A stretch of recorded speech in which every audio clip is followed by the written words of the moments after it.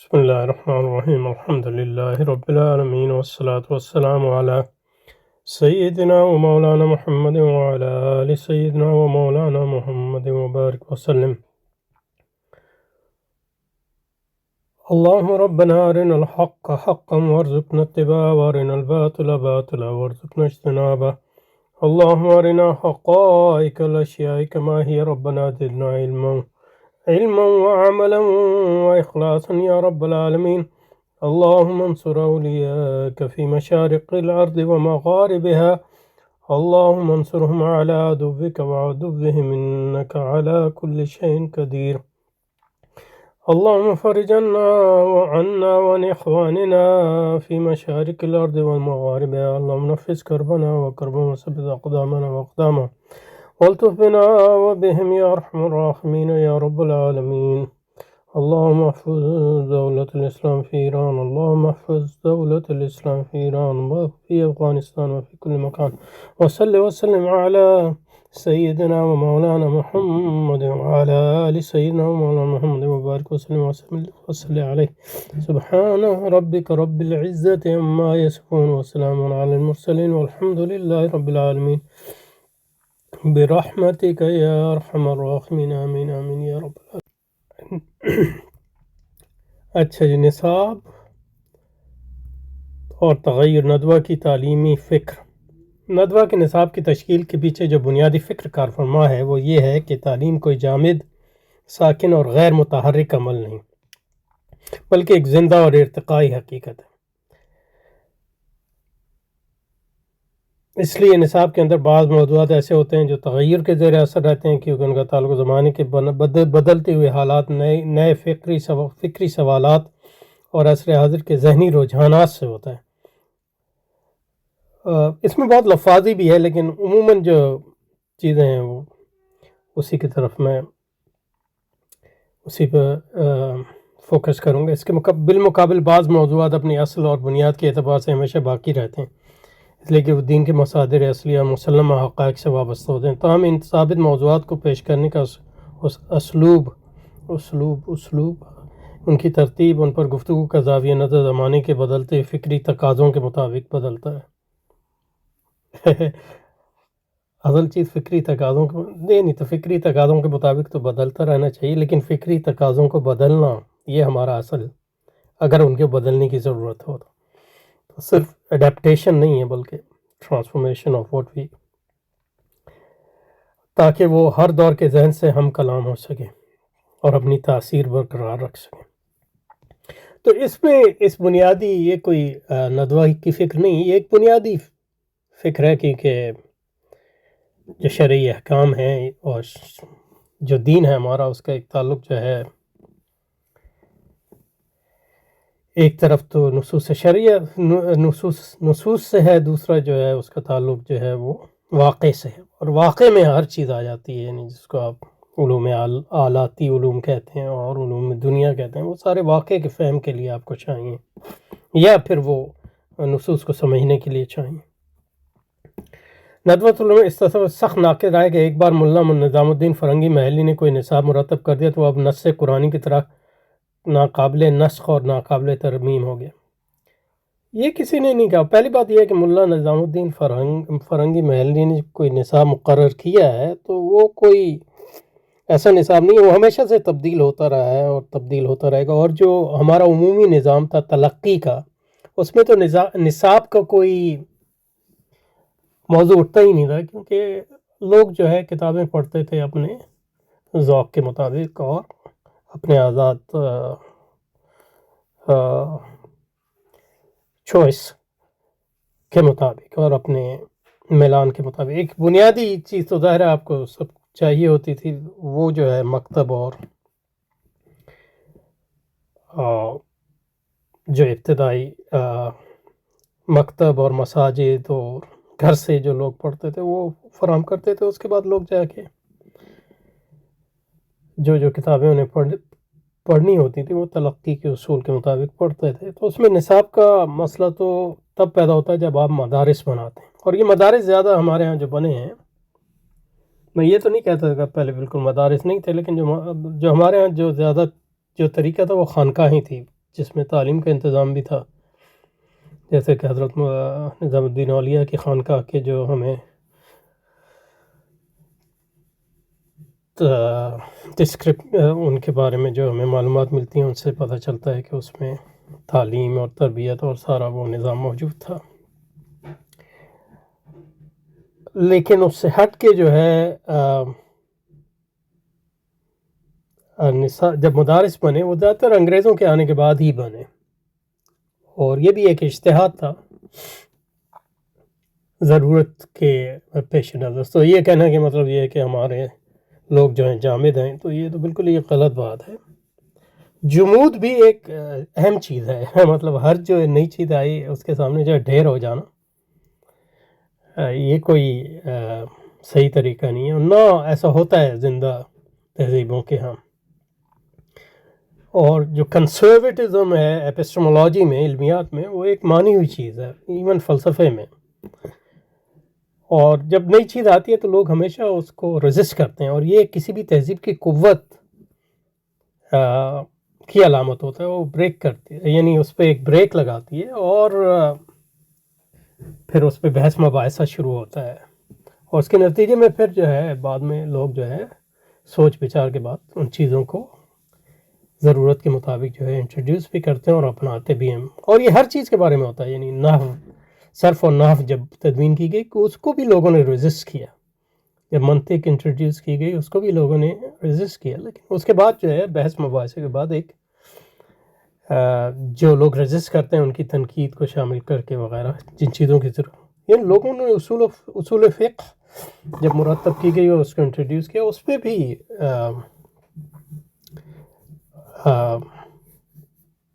اعتراضات کیے لوگوں نے، اور ظاہری آج بھی اعتراض کرتے ہیں۔ اور ہم سمجھتے ہیں کہ یہ جو مختلف مکاتب فکر ہیں اسلام میں، ان کی اہمیت اس لیے ہے کہ وہ ایک دوسرے کو جو ہے، ایک دوسرے کے اخطاء کو اور ایک دوسرے کی کمیوں کو پورا کرتے ہیں۔ تو ملا نظام الدین فرنگی محلی کے نصاب کے بارے میں ہمارے ہاں جو مبالغہ آ رہی ہے، یہ ایسی کوئی چیز نہیں ہے کہ وہ نص قرآنی کی طرح ناقابل نسخ اور قابل، یعنی ترمیم ہوتی رہی ہے۔ مدارس کا قیام خود ایک اس میں ترمیم تھی، اور اس سے پہلے شاہ ولی اللہ کے ہاں اور دوسرے ائمہ کے ہاں اس نصاب کی ترمیم ہوئی وغیرہ وغیرہ۔ تو یہ ایک مت ہے ایک لحاظ سے نصاب کو ناقابل تنسیخ اور ناقابل ترمیم سمجھنے کے لیے۔ اور جو لوگ نئی چیزوں کو انٹروڈیوس کرنا چاہتے تھے، یہ ندوے والے، اور زیادہ تر مصر کے زیر اثر، اور مطلب یہ ہے کہ اس میں اتنی گہری جو ان کی بات میں اتنی گہرائی نہیں تھی جتنے یہ سمجھتے ہیں کہ ان کی بات میں گہرائی ہے، کیونکہ جب ایکچولی انہوں نے ندوہ بنایا تو پھر اس کے ایکچوئل جو اس کی امپلیمنٹیشن تھی اس میں کوئی خاص جو ہے وہ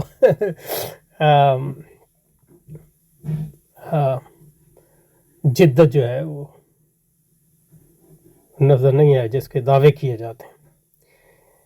ندوۃ العلماء اس تصور کا ناقد رہا ہے۔ ندوے کے نزدیک یہ نہ صرف علمی اعتبار سے درست ہے، نہ دینی روایت کے مزاج سے ہم آہنگ ہے۔ در حقیقت یہی وہ فکری جمود ہے جو امت مسلمہ کو صدیوں تک تخلیقی فکر، اجتہادی بصیرت اور علمی ارتقاء سے جس نے محروم رکھا۔ یہ بھی مطلب یہ ہے کہ ایک یعنی جب انگریز آیا یا مصر میں فرانسیسی آیا تو انہوں نے مطلب یہ ہے کہ لوگوں نے جو ہے اس بات پہ غور کرنا شروع کیا کہ لوگوں نے اس بات پہ غور کرنا شروع کیا کہ اللہ بھلے کر کے کیوں مسلمانوں کا زوال ہے، کیوں ان کو شکست ہوئی ہے۔ تو اس کی ایک وجہ یہ بتائی گئی کہ فکری جمود، لیکن یہ کہ فکری جمود کیا ہے، اب یہ جس کو آپ سرمایہ داری کہتے ہیں یا جس کو آپ مغربی تہذیب کہتے ہیں، وہ ایک حادثاتی طور پہ مغربی یورپ میں نمود پذیر ہوئی اور ایک مسئلہ بنی مسلمانوں کے ہاں جب انہوں نے مسلمان ممالک پہ حملہ کیا۔ تو فکری جمود یعنی جو مسلمانوں کے زوال کا سبب جو ہے فکری جمود کو سمجھتے تھے، ان کا کہنا یہ تھا کہ مسلمانوں کو وہ سب چیزیں کرنی چاہیے. تو مطلب یہ جو ہے ایک بالکل غیر تاریخی سوچ ہے. ہر تہذیب ہر ملک جو ہے اپنے حالات کے مطابق جو ہے وہاں تغیرات آتے ہیں، اور کسی دوسرے خطے میں جیسے ہمارا کوئی خاص تعلق نہیں تھا، جو تغیرات آئیں ان تغیرات کے نتیجے میں اگر آپ مغلوب ہو گئے ہیں، خاص طور پہ ٹیکنالوجی ان کی جو ہے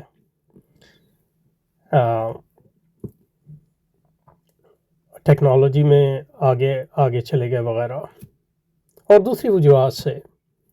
یعنی جب انگریز جو ہے ہندوستان میں آئے تو ان کی ٹیکنالوجی میں بھی کوئی خاص اس قسم کا جو ہے اتنا وہ فرق نہیں تھا. انہوں نے زیادہ تر جو ہے مسلمانوں کے سیاسی خلفشار اور مغلیہ سلطنت کی کمزوری، اور کیونکہ ایک ایسا ملک تھا جس پہ مسلمانوں نے حکومت کی تھی اقلیت کے طور پہ، اور اکثریت جو ہے غیر مسلموں کی تھی، تو ان کے لیے ایک وافر امکان تھا کہ مختلف گروہوں کو اور مذاہب کو ایک دوسرے کے خلاف کھڑا کر کے جو ہے اس سے فائدہ اٹھائیں. تو کہنے کا مطلب یہ ہے کہ فکری جمود کیا تھا، اس کی کوئی یعنی تبدیلی اور تغیر کوئی بذات خود کوئی اچھی یا بری چیز نہیں ہے، اور ایک تہذیب اگر ایک ڈگر پہ جا رہی ہے تو محض اس کو اس لیے تبدیل کرنا کہ اس کو تبدیل ہونا چاہیے، یہ مطلب ایک خاص تصور تاریخ ہے جو ہمارے ہاں جس کو گھڑا گیا اپنے زوال کو یا شکست کو کے اسباب کو بیان کرنے کے لیے. لیکن یہ کوئی ضروری نہیں ہے کہ وہی ہماری شکست کے اسباب ہوں. شکست محض حادثاتی بھی ہو سکتی ہے، اور شکست محض اس لیے بھی ہو سکتی ہے، اور دوسرے اسباب اس کے ہو سکتے ہیں داخلی، مطلب جمود کے علاوہ. یعنی مطلب یہ ہے کہ دعوت حق یعنی مسلمانوں کی، یعنی ہندوستان میں جو ہے، اور یہ سارے لوکل ہیں، یہ کوئی اس کو آپ یونیورسلائز نہیں کر سکتے. ہندوستان میں مثلا یہ ہے کہ ہمارے الٹیمیٹ شکست کا ایک بنیادی سبب یہ تھا کہ ہم ہندوستان کو مسلمان نہیں کر سکے. اس کی وجوہات میں آپ جائیں تو وہ ایک لیجیٹمیٹ کرٹیسزم ہوگا، کیونکہ ایز اے امت مسلمہ آپ کا کام ہی جو ہے دعوت الحق ہے. جب آپ اس سے رک جائیں تو یہ ایک آپ کے وجود کے لیے جو ہے وجود پر ایک اندرونی تنقید ہے. لیکن فکری جمود کیا ہے، اور فکری جمود یہ انتہائی مبہم چیز ہے فکری جمود جس کو کہتے ہیں. اور دوسری بات جو میں نے کہی کہ فکری جمود کی ضرورت بھی ہوتی ہے آپ کو. یہ ایسا تو نہیں ہے کہ کوئی نئی چیز آئے تو آپ اس میں جو ہے جو چیزیں جن کا تجربے سے ثابت ہے ان کو تبدیل کرنے پہ لگ جائیں. تو ایک فکری جمود جس کو یہ کہہ رہے ہیں کنسرویٹزم ان ایپسٹمولوجی، وہ آپ کی طاقت کی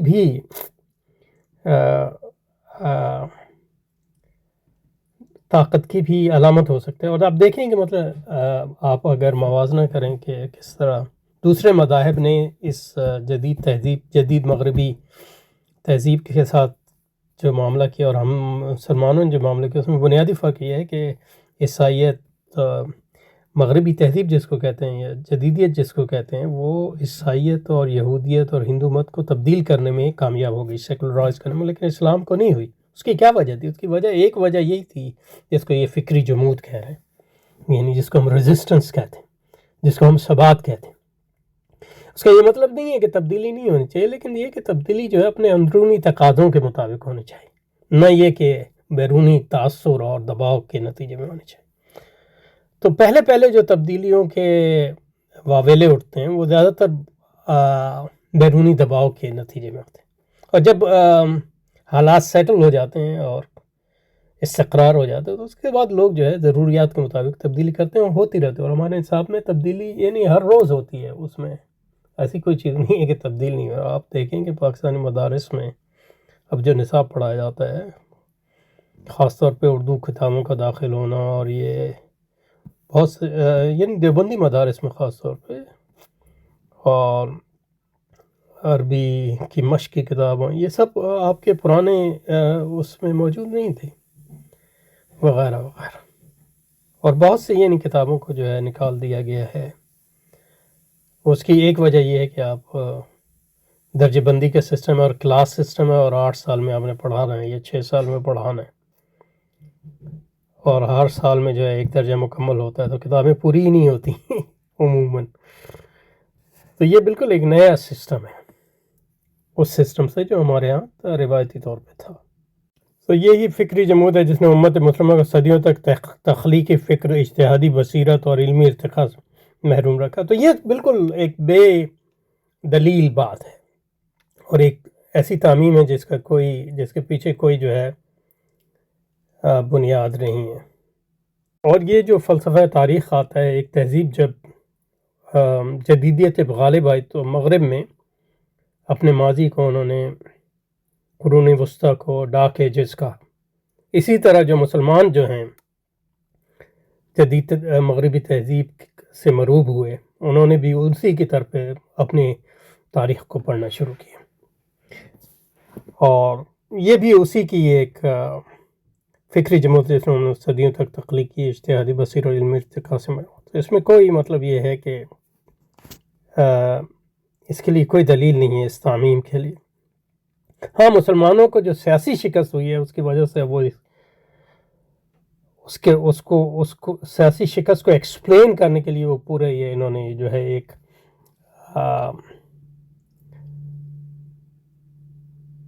تجدد کے ذریعے اس شکست کو ایکسپلین کرنے کے لیے جو مغربیت کے زیر اثر اور یہ مغربیت سے متاثر جو لوگ تھے یا جدیدیت سے متاثر لوگ تھے، انہوں نے یہ فلسفہ گھڑا کہ اصل میں جو ہے ایک وقت آیا جب ہمارے فکری جمود شروع ہو گیا تھا، اور اس کی وجہ سے جو ہے ہم زوال کا شکار ہوئے اور ہم وہ نہ کر سکے جو مغرب نے کیا، یعنی سائنسی ترقی نہ کر سکے وغیرہ وغیرہ. ایز اف سائنسی ترقی اور وہ ساری چیزیں جو مغرب میں ہوں وہ کوئی فطری یا انیویٹیبل یا ناگزیر چیزیں ہیں یا ایسی چیزیں جو مطلوب ہیں. اب ظاہر ہے کہ وہ چیزیں ان معنوں میں ان کا جواب دینا جو ہے لازم ہو گیا کہ وہ ایک حقیقت کے طور پہ موجود ہے، لیکن اگر وہ موجود نہیں تھی تو مسلمانوں سے مطالبہ کرنا کہ کیوں انہوں نے وہ راستہ اختیار نہیں کیا کہ وہ کرتے جو مغرب نے کیا، یا کچھ ایسا کرتے جس کے نتیجے میں وہ جو مغرب نے کیا اس کا مقابلہ کر سکتے. تو یہ مطلب یہ ہے کہ انسانوں اور ان کے معاشروں اور تہذیبوں کو خدائی پاورز دینا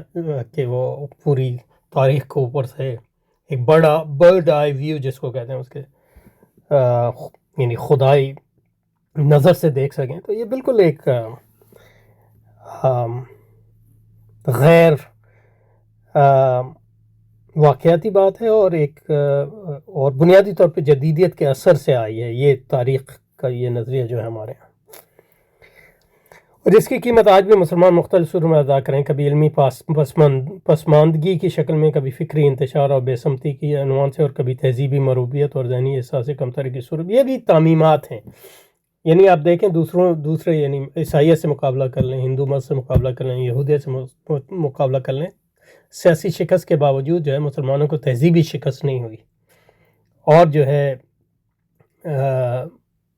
سامراج کے خلاف جو جہاد ہے آج تک جاری ہے.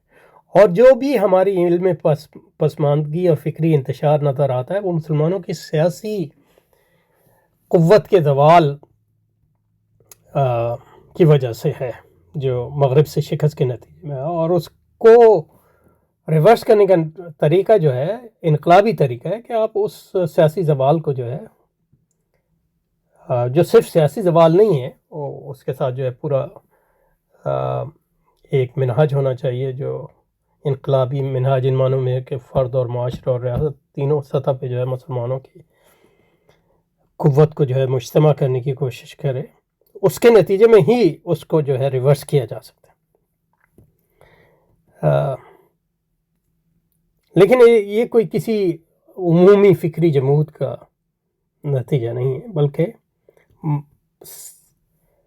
مسلمانوں کی سیاسی شکست اور سامراج کے پچھلے 200-300 سالہ سیاسی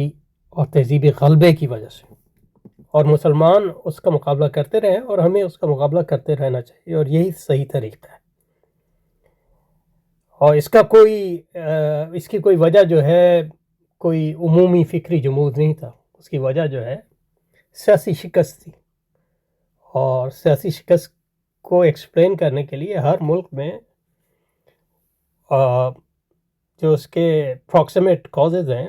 ان تک جانا چاہیے، نہ کہ کوئی عمومی مطلب یہ ہے کہ فلسفہ تاریخ کے فکری جمود ہوا اور ہم نے سائنس نہیں ایجاد کی اس لیے جو ہے بالآخر جو ہے انگریز ہم پہ غالب آ گیا وغیرہ وغیرہ۔ ندوی کی نظر میں جمود میں دین اسلام کا تقاضا ہے۔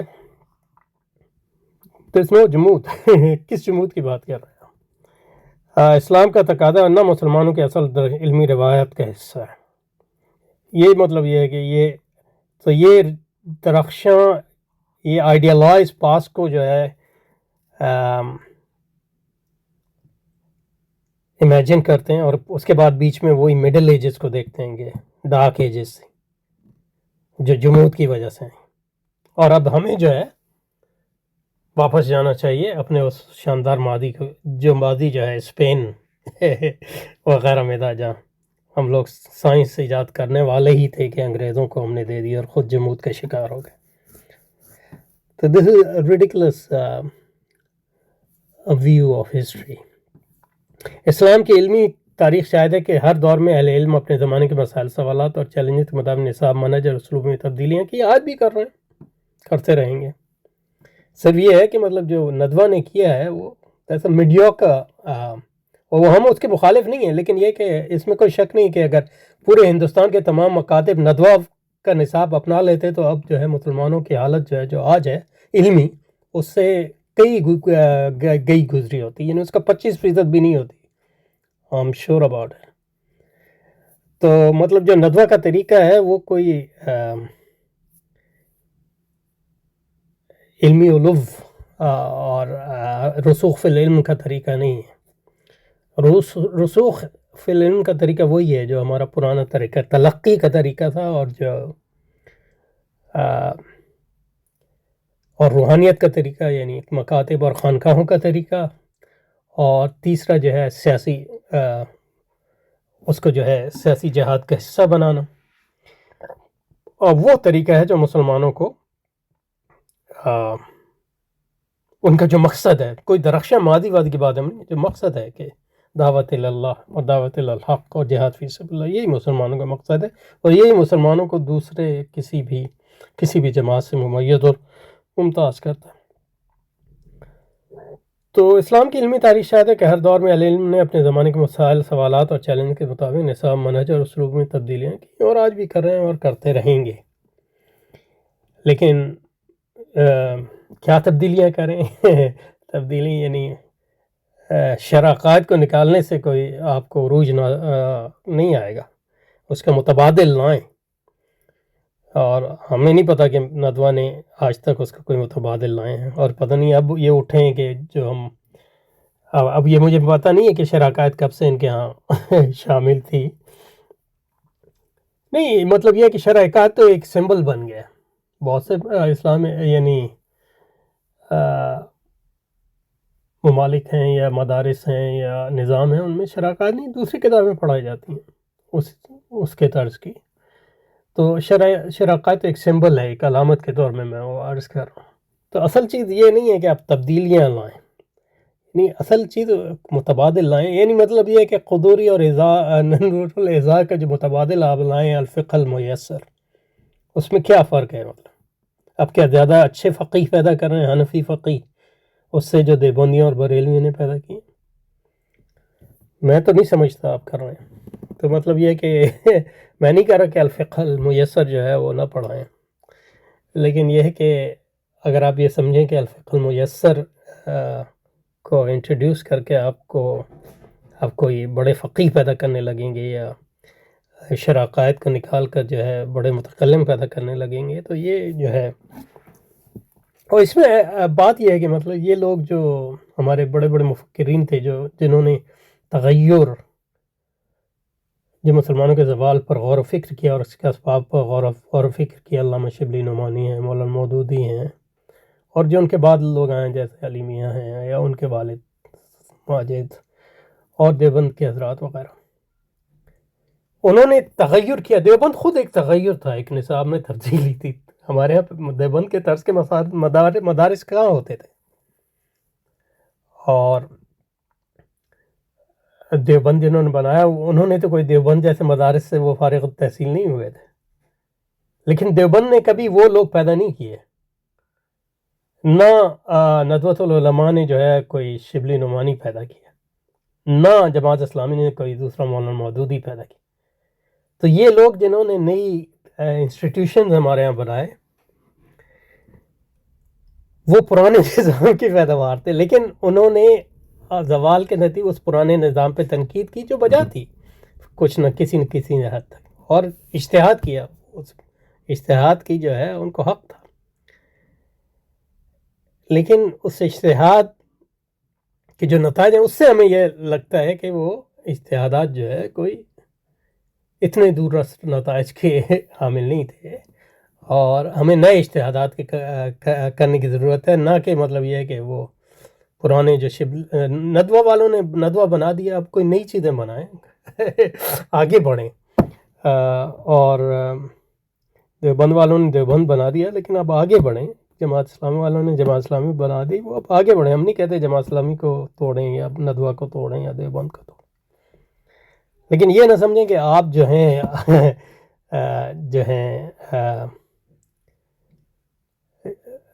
جدت اور حرکت کے حامل ہیں اور دوسرے جو ہیں جمود کے شکار ہیں۔ آپ بھی 100 سال پرانے ہیں، اب تو آپ بھی جمود کے شکار ہیں، ظاہر ہے۔ تو آپ کا اپنا فلسفہ یہ آپ کے اپنے فلسفے کا یہ تقاضا ہے کہ نئے ادارے بنا جائیں، وہ پرانی باتوں کو دہرانے سے کچھ حاصل نہیں ہے۔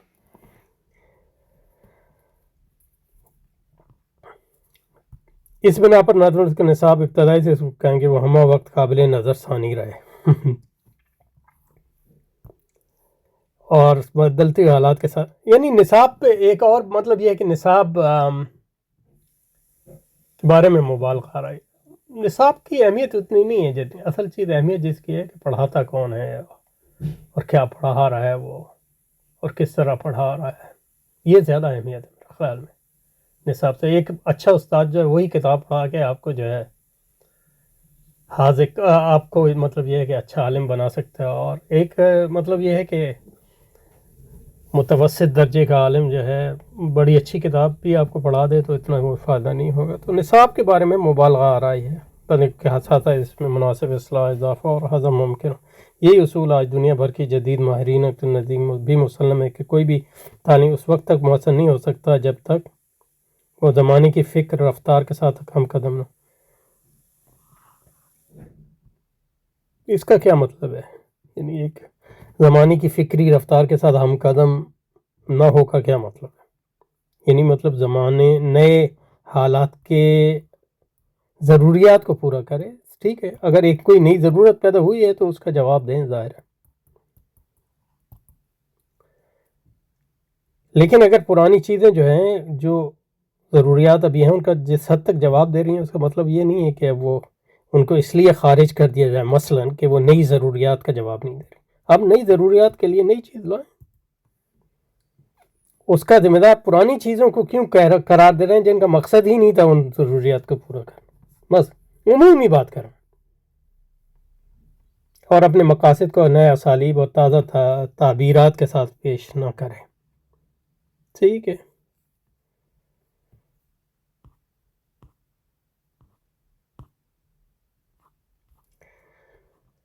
اچھا، یہاں کیا کریں؟ دفاع دین کا مناظرے سے دعوت۔ دفاع دین کے قدیم طریقے جن میں جدل مناظرے کی کو مرکزی حیثیت ہے، یہ تو مطلب ان کا دعویٰ ہے، اس کی کوئی حیثیت نہیں ہے، یعنی شرع عقائد کا مثلا مناظرے سے کوئی تعلق ہی نہیں، وہ علم کلام کی کتاب ہے، اور اگر علم کلام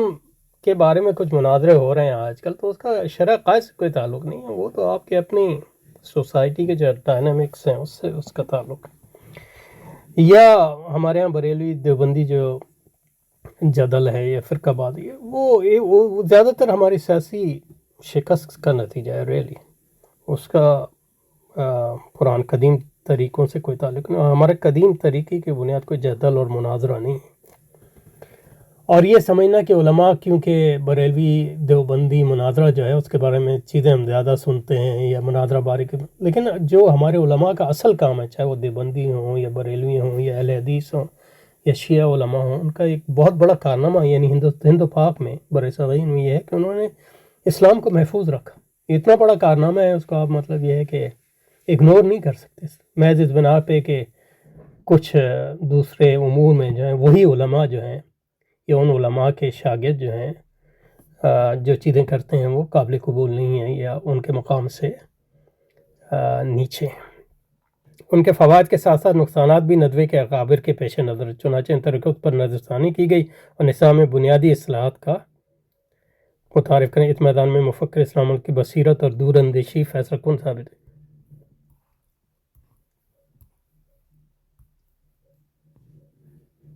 تو مولانا سید ابو الحسن علی ندوی کی بصیرت اور دور اندیشی کیا تھی؟ یعنی ان کی ایک اہم چیز یہ تھی کہ وہ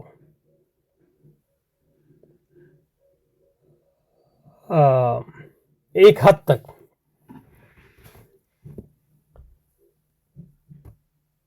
اصلاحی عالم تھے، اصلاح کے قائل تھے. اور انہوں نے مطلب یہ ہے کہ دیوبند اور ندوے کے درمیان جو ہے ان کے والد صاحب نے بھی خلیج پارٹ کرنے کی کوشش کی اور سعودیوں سے بڑے قریب آئے اور اسلامی تحریکوں سے بھی جو خود سعودی آ رہی تھیں یا وہابی آ رہی تھیں قریب آئے. تو لیکن یہ کہ مثلا گو کہ انہوں نے کوئی بریلویوں کے خلاف مناظرہ بازی نہیں کی، لیکن بریلویوں سے تو کوئی قریب نہیں ہوئے، نہ دیوبند ہوا نہ ندوہ ہوا، نہ مولانا سید ابو الحسن علی ندوی نے کوئی ایسا منہاج دیا جس کے نتیجے میں بریلویوں سے قریب ہوا جا سکے یا شیعوں سے قریب ہو جائے، بلکہ شیعوں کے تو مخالف ہی رہے. وہ خاص طور پہ ایرانی انقلاب کے مخالف تھے، کیونکہ مخالفت ذرا وہ اپنے انداز میں مخالفت پیش کرتے ہیں. یعنی وہ فتنہ مودودیت کے خلاف نہیں تھے، فتنہ مودودیت کو انہوں نے یعنی ایک زیادہ تعمیری آواز میں جو ہے بیان کیا. تو ایون یعنی جو تو مجھے نہیں پتا کہ مولانا علی میاں کی جو اصلاحات ہیں اس کی کوئی لانگ ٹرم جو ہے اثر ہے. تو اور سب سے جو تاریخ پہلو ہے مولانا علی میاں کے میتھڈ کا یا منہاج کا، یعنی ان کی کتابوں کی تو بڑی برکت ہے، لیکن ان کے منہاج کا وہ جو مسلمان خاص طور پہ جو خلیجی ممالک ہیں ان کی حکومتوں کی نوعیت نہ سمجھنا اور یہ نہ سمجھنا کہ وہ سامراج کی باج گزار ریاستیں، کوئی اسلامی ریاستیں نہیں ہیں، یعنی مسلمانوں کی ریاستیں ہیں، ایسی غیر اسلامی ریاستیں ہیں جن کو مسلمان چلا رہے ہیں، یہ وہ نہیں سمجھے. تو اس لیے وہ ان کا جو بنیادی منہاج تھا کہ ان کو دعوت اور اصلاح کی جائے بادشاہوں کی، جیسے پرانے زمانے میں کی جاتی تھی. اور جو بنیادی تغیر آئے، یہ یعنی اس میں بھی آئرونک ہے کہ یہ بنیادی تغیر کو جانچنے کی بات کرتے ہیں، لیکن بنیادی تغیر کو مثلا علی میاں نہیں پہچان کہ جن بادشاہوں کو اور خلیجی ممالک کو وہ دعوت کو منہاج بنا رہے تھے، اصلاح کو منہاج بنا رہے تھے، ان کا جو ڈائگنوسٹکس تھا ان کے بارے میں بالکل غلط تھا. اور اس کے نتیجے میں جو ہے سعودی پیسے نے جو ہے اور قطر کے پیسے نے اور امارات کے پیسے نے خود مطلب یہ ندوی صاحب جہاں وہ ہیں آکسفورڈ وغیرہ میں جو سینٹر ہیں ان کا مطلب یونیورسٹی سے اچھا کوئی تعلق نہیں، یہ سینٹرز بنائے انہوں نے امارات والوں نے، اور قطر کا بھی پیسہ اس میں ہے وغیرہ وغیرہ، اور اس نے کرپٹ کیا ہے. یعنی اس لیے مطلب یہ ہے کہ افغانستان کی حکومت پہ تو یہ تنقید بڑی آسانی سے کر دیتے ہیں عورتوں کی بات، لیکن یہ کہ فلسطین کے بارے میں یا اور دوسرے سیاسی امور کے بارے میں بات کرنا ان لوگوں کے لیے مشکل ہوتا ہے، کیونکہ یہ سارا کام جو ہے وہ سعودی عرب اور عرب ممالک کی مالی اعانت اور ان کے نظام کے شکنجے میں پھنسا ہوا ہے. اور انہوں نے جو سعودی عرب نے جو تنظیمیں بنائی اسلامی کام کو کنٹرول کرنے کے لیے، رابطہ عالم اسلامی اور دوسری تنظیمیں، ان کے اندر جو ہے یہ مولانا علیمیہ کے منہاج کے ذریعے جو ہے ندوہ پیوست ہے، اور وہ اس کو یقینی بناتا ہے کہ وہ کوئی انڈیپینڈنٹ اسلامک منہاج کبھی بھی ندوہ نہیں اپنا سکتا۔ اس کا اثر دیوبند پہ بھی ہوا ہے، لیکن دیوبند کو تھوڑی بہت ڈٹیچمنٹ ہے، تھوڑی بہت اس کی بنیادی وجہ جو ہے وہ دیوبند کی تاریخ بھی ہے، اور وہ بھی یہ فرق بھی ہے کہ مطلب وہ جو ان کا طریقہ ہے، ان کا سیاست میں بھی ایک رول رہا، انقلابی سیاست میں وغیرہ۔ تو کہنے کا مقصد یہ ہے کہ جو حضرت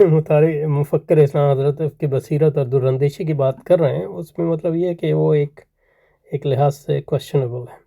مولانا اس وقت گہرس موضوع ہے کہ محض منفی رد اور مناظرانہ اسلوب سے باطل نظریات کا خلا کما نہیں کیا جا سکتا۔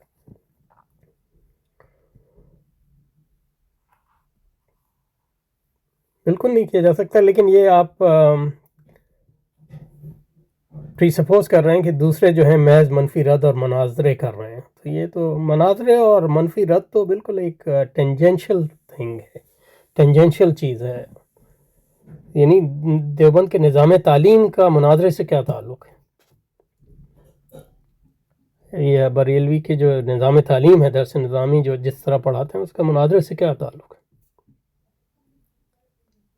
اب جو علماء مجھ سے نکلتے ہیں، انہوں سے بہت سے لوگ مناظرے کے راستے پہ چلتے ہیں، یہ ایک الگ بات ہے، لیکن کروڑوں لوگ جو اصل کام کر رہے ہیں وہ نماز، روزہ، مساجد اور مدارس، تو یہ جو بات کر رہے ہیں اس کے پیچھے کوئی اسٹیٹسٹکس بھی نہیں ہے حقیقت میں، کیونکہ اگر ان کی بات مانی جائے کہ ہمارا قدیم تعلیم جو ہے منفی رد اور مناظرے پر مبنی ہے، تو یہ اسلام کو انہوں نے حفاظت کس طرح کی، حدیث کی حفاظت کس طرح کی، قرآن کی حفاظت کس طرح کی، حدیث کی ہر کتاب پہ سینکڑوں شروحات کس طرح لکھی گئیں، قرآن کی تفسیریں کس طرح لکھی گئیں، فقہ کی کتابیں کس طرح لکھی گئیں، تبلیغ اصلاح کے ہر پہلو پہ کتابیں کس طرح لکھی گئیں، اور کروڑوں مساجد کس طرح بنی اور چلتی رہتی ہیں، اور مدارس بنے اور چلتے رہتے ہیں۔ اگر وہ محض منفی رد اور مناظرے پر مبنی یہ نظام تعلیم ہوتا تو یہ سب چیزیں نہیں کر پاتے۔ ان کے نزدیک مثبت دعوت زیادہ مؤثر دیر پا ثابت ہے۔ انہوں نے اس حقیقت کو ایک نئے بلیغ وعدے کہ تاریکی کو ختم کرنے کے لیے تاریکی سے لڑنے کی ضرورت نہیں، بلکہ روشنی پھیلانا کافی ہے، اور یہ مطلب یہ کوئی اسلامی منہاج نہیں ہے۔ آپ مثبت بھی کرتے ہیں اور تاریکی سے لڑتے بھی ہیں، دونوں چیزیں ہیں۔ روشنی خود بخود تاریکی کو مٹا دیتی ہے نا، ایسا یعنی اسپونٹینیس سے کوئی چیز نہیں ہوتی۔ یہ دعوت یہ تو بالکل غیر یعنی حقیقت کے بھی خلاف ہے اور نبوی منہاج کے بھی خلاف ہے۔ دعوت بھی ہے کیا، ہجرت بھی کی، جہاد بھی کی، اور کیونکہ رسول اللہ آخری پیغمبر ہیں تو اب کوئی سٹیجز تو نہیں ہیں، ہمیں ساری چیزیں ایک ساتھ کرنی ہیں۔ تو مثبت دعوت کا الگ مقام ہے، اور تاریکی کے ساتھ لڑنے کا الگ مقام ہے۔ روشنی پھیلانا بھی ضروری ہے اور تاریکی سے لڑنا بھی ضروری ہے۔ یعنی یہ کس طرح آپ کہہ سکتے ہیں؟ یعنی اس تصور سے ندوے نے سب قرآن کے ساتھ گہرے تدبر پر زور دیا گیا، یعنی قرآن پہ تدبر تو یہ کم ہوتا ہے، تدبر کی بات زیادہ ہوتی ہے، جیسے پورا فراہی مکتب فکر، تدبر کے پروڈکٹ کیا ہے، اس کا ثمرہ کیا ہے۔ تدبر پر بات کرنے کا مطلب تو تدبر نہیں ہے۔ قرآن حدیث وسلم کے متمحکم معنوی تعلیم کو ترجیح دی گئی، اور سید نبی علیہ السلام کے ان پہلوؤں کو نمائے گئے جو طلبہ کے اندر فکری پختگی، اخلاقی بصیرت، تہذیبی شعور پیدا کرتے ہیں۔ تو یہ کیا مطلب دیوبند اور بریلوی مدارس میں نہیں ہوتا؟ یا آپ جو طلبہ پیدا کرتے ہیں ان کا روحانی مقام ان سے بلند ہے یا علمی مقام ان سے بلند ہے؟ دعوت فکر اسلام عصر حاضر چیلنجز۔ اس دعوت کے مخلصین کو باقاعدہ نصاب کا حصہ بنا ہوا عملی دعوت کی تربیت کے لیے طلباء کو مساجد میں دروس قرآن قائم کرنے، عوام سے براہ راست ربط پیدا کرنے کی ترغیب دی گئی۔ یعنی عالم کا کام کیا ہے؟ وہ درس دیتا ہے، جمعے کا خطبہ دیتا ہے، اور مساجد میں جو ہے نمازوں کے بعد بھی دروس اور تعلیم کے نظام ہوتے ہیں الگ الگ ان کی ضروریات کے مطابق. تو یہ اس میں مطلب ندوے نے کون سی ایسی نئی چیز ایجاد کی جو پہلے نہیں ہوتی تھی. اور پوری تبلیغی جماعت بھی ندوے نے تو نہیں بنائی، وہ بھی پورا انہی علماء سے آئی ہے جو دیوبند وغیرہ تھے، یا دعوت اسلامی. کوئی ندوے نے تو نہیں بنائی. ہم وطن غیر مسلم کے ساتھ قربت اور انسانی اخوت کے فروغ کے لیے پیام انسانیت جیسے موضوعات پر خصوصی توجہ دی گئی.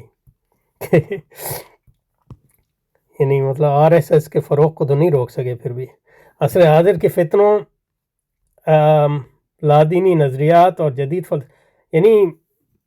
جو مولانا علی میاں کا جو فلسفہ ہے دعوت کا، وہ ایک جز ہے پوری دعوت کے نظام کا. لیکن دعوت اور اصلاح جو ہے اس کے ساتھ ساتھ جہاد اور انسٹیٹیوشنلائزیشن اور سیاست اور کشمکش، سب کی سب ایک ساتھ ضروری ہے. اور اس کی کلیت سے جو ہے اسلامی شخصیت جو ہے، اور اسلامی معاشرے اور اسلامی سیاست کا جو ہمارا تاریخی طریقہ ہے وہ نمو پذیر ہوتا ہے. عصر حاضر کے فتنوں، لادینی نظریات، جدید فلسفے کرنے والی ندوے نے روایتی مناظرہ نے علم کلام کے بجائے فکر اسلامی کے میدان اختیار کی. لیکن مطلب یہ ہے کہ یہ جدید فلسفیانہ افکار کی تو بات کرتے ہیں، لیکن اس میں آپ نے یعنی اس کا پروڈکٹ کیا ہے، ثمرہ کیا ہے، کون سی کتابیں لکھی ہیں مطلب جدید فلسفے پر اور اس کے خلاف. یعنی عبدالباری ندوی صاحب کا میں نے ذکر کیا، وہ میرے خیال میں اس کا ندوہ سے کوئی تعلق نہیں ہے، وہ خود ان کی کاوش تھی. لیکن ندوہ نے تو کوئی، جہاں تک مجھے پتہ ہے نا، یعنی اتنے اس حد تک بھی نہیں گئے جہاں تک شبلی نعمانی مثلا رکے تھے. اور حضرت علی میاں کی جو کتابیں ہیں، یعنی دعوت، تاریخ دعوت و عزیمت، وہ تو ایک تاریخ کی کتاب ہے، اس کی اہمیت ہے. وہ بھی مطلب اس کا جو فکر آتا ہے وہ مولانا مودودی کی تجدید و احیاء دین والی کتاب، چھوٹی کتاب ہے اس کا. اور اس کو ایک مطلب یہ ہے کہ انہوں نے اس کی بنیاد پہ ایک پورا جو ہے اس کی تفصیل بیان کی ہے، جو مولانا کے ہاں نہیں ہے، مولانا مودودی کے ہاں، جو مولانا مودودی کے منہاج کی کمزوری کی وجہ سے. تو وہ ایک بہت بڑا کارنامہ ہے. لیکن اس کے علاوہ جو ہے جدیدیت کی کشمکش وغیرہ اور انسانیت ماذا خسر العالم الانسان، یہ مطلب یہ ہے کہ جذباتی کتابیں اچھی ہیں مطلب حوصلہ بڑھانے کے لیے، لیکن ان کی فکری اہمیت تو کوئی نہیں ہے. کچھ علامہ اقبال سے لے لیا، کچھ مولانا مودودی سے لے لیا، اس سے آگے تم علی میاں نہیں پڑھتے. اور علی میاں نے تو چلے ایک بڑا کام کیا، آپ لوگوں نے کیا کیا ہے؟ اب بتائیں کون سا فلسفی پیدا کیا، کون سا متکلم پیدا کیا. ایک کتاب دکھا دیں، مطلب یہ کہ جو ہمارے مفکر پرانے لوگوں نے علم کلام پہ کتابیں لکھی ہیں، اس کے عشر اشیر بھی ہو. یہ حتیٰ کہ مطلب ایسی کتابیں بھی دکھا دیں ندویوں نے جو لکھی ہوں پچھلے 20 سال میں، جو شبلی نعمانی کی کتابوں کا عشر اشیر. یہ میدان زیادہ نظریات کے سنجیدہ مطالعے پر مشتمل جو انسانی فکر اخلاق کے لیے نقصان ہے. اس کا فائدہ یہ ہے کہ طلبہ میں محض مناظرہ بازی کی ذہنیت میں ایک متوازن تنقیدی اور تعمیری فکر پر چڑھی. اچھا ہے اگر چڑھی ہے تو، لیکن یہ کہ اس سے یہ سمجھنا ہے کہ کوئی دیوبند اور ہمارے قدیم نظام تعلیم میں متوازن تنقیدی اور تعمیری فکر پروان نہیں چڑھتی، یہ غلط بات ہے. ایک دیوبندی عالم جو ہے یعنی کتنے دیوبندی عالم جو ہے مناظرے بازی کی طرف جاتے ہیں؟ 1%، 2%، 3%، 5%، 10%، 90% تو اپنے کام کرتے ہیں، پڑھاتے ہیں یا مسجدوں میں نمازیں پڑھاتے ہیں، خطبے دیتے ہیں، لوگوں کی اصلاح کرتے ہیں، ان کی تربیت کرتے ہیں، ان کے معاشرتی اور معاشی اور سیاسی مسائل میں ان کے ساتھ زندگی بسر کرتے ہیں، ان کے جواب دیتے ہیں، ان کی ضروریات پوری کرتے ہیں، مدارس میں پڑھاتے ہیں، مساجد میں اذانیں دیتے ہیں. ان میں سے کون سا کام ہے جو غیر تعمیری ہے؟ اور اس کے ساتھ ساتھ علماء نے یعنی فکری اور تحقیقی موضوعات پہ کم از کم اتنا یا اس سے اچھا ہی کام کیا جو ندوہ نے کیا.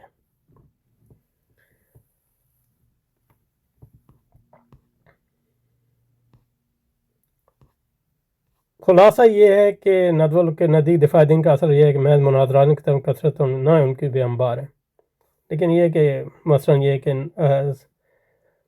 عقلی شگافیوں کے انبار، یعنی عقلی شگافیاں کیا ہیں؟ اب ہر چیز کو عقلی شگافیاں کہہ سکتے ہیں اگر کہنا چاہیں تو شرع حدیث کو بھی آپ عقلی مشگافیاں کہہ سکتے ہیں، اصول حدیث کو بھی عقلی مشگافیاں کہہ سکتے ہیں،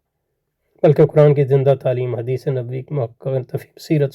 عمیق مطالعہ، عصر حاضر کی فکری سے باخبر مثبت دعوت میں اسلام، تاریخ اسلام کا عمیق مطالعہ کون سا ہے؟ مطلب ٹھیک ہے علی میاں نے کتابیں لکھی ہیں، وہ تاریخ ہے آپ کی، لیکن اس میں کوئی